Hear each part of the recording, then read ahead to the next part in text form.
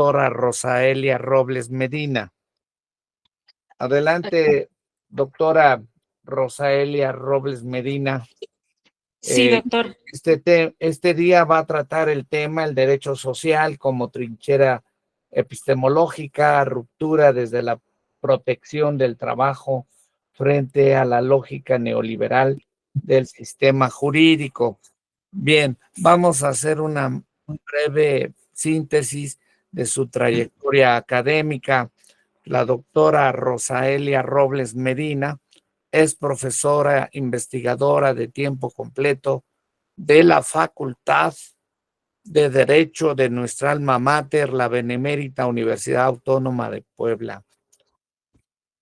Miembro de número de la Academia Mexicana del Derecho del Trabajo y de la Previsión Social.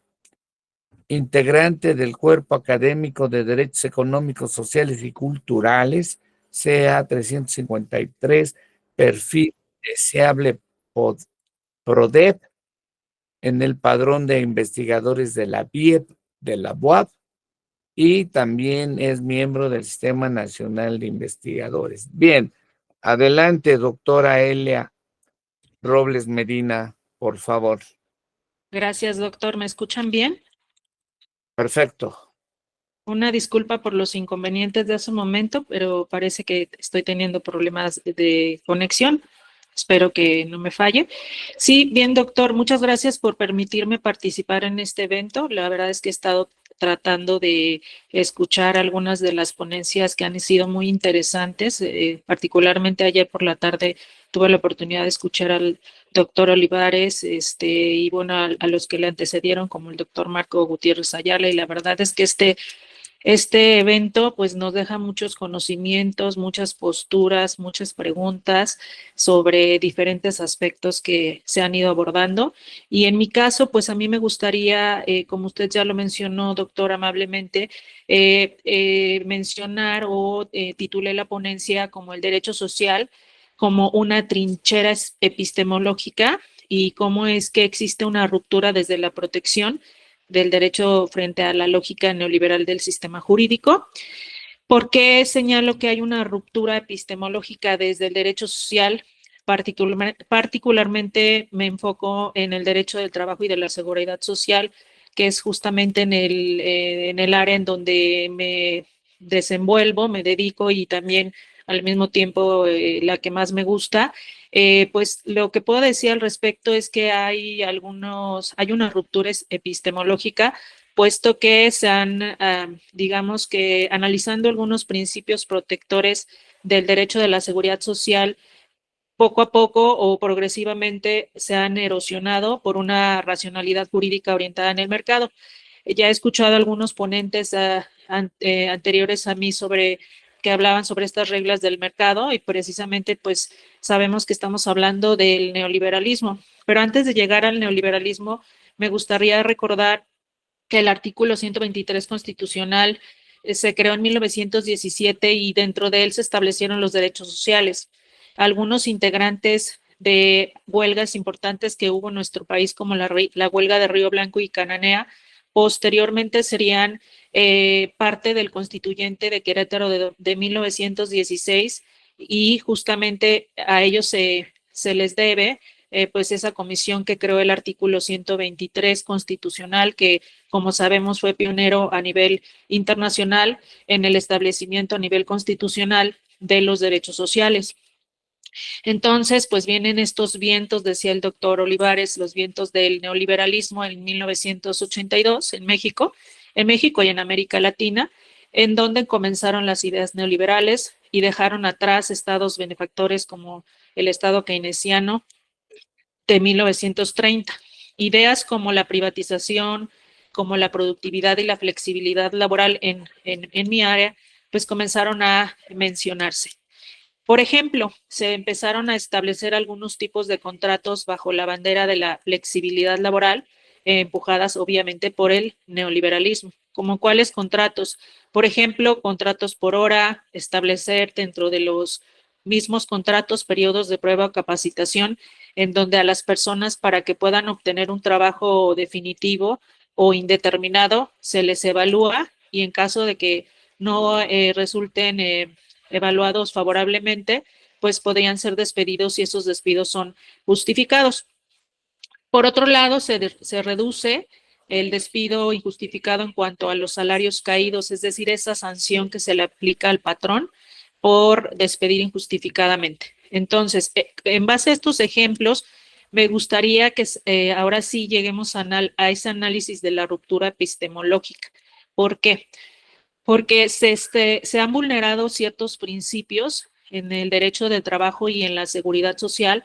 Por ejemplo, dentro del derecho del trabajo, la estabilidad en empleo, cuando se establecen ese tipo de contratos que previamente mencioné como ejemplos, o también el establecer la productividad como bandera de la flexibilidad laboral, puesto que no hay una igualdad en el empleo si se limita con la productividad en el empleo. Y por otro lado, en cuanto a la seguridad social, podemos hablar de que uno de sus principales principios, que es el de la solidaridad, que consiste en proteger colectivamente, y esto al mismo tiempo obliga al Estado a cubrir las necesidades sociales básicas, nos hace preguntarnos si realmente se cubren las necesidades sociales básicas como la salud y los subsidios o pensiones.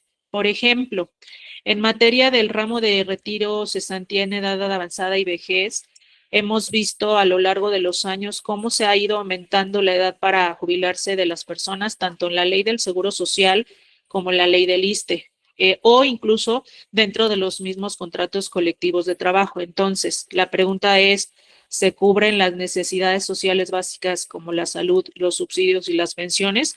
En temas de pensiones, con este ejemplo, podemos ver que al ampliar la edad muchas veces o al establecer, por ejemplo, el sistema de ahorro para el retiro y la cuenta individual en donde ahora se tiene que ahorrar, pues muchas veces ya no les permite a las personas acceder a una pensión.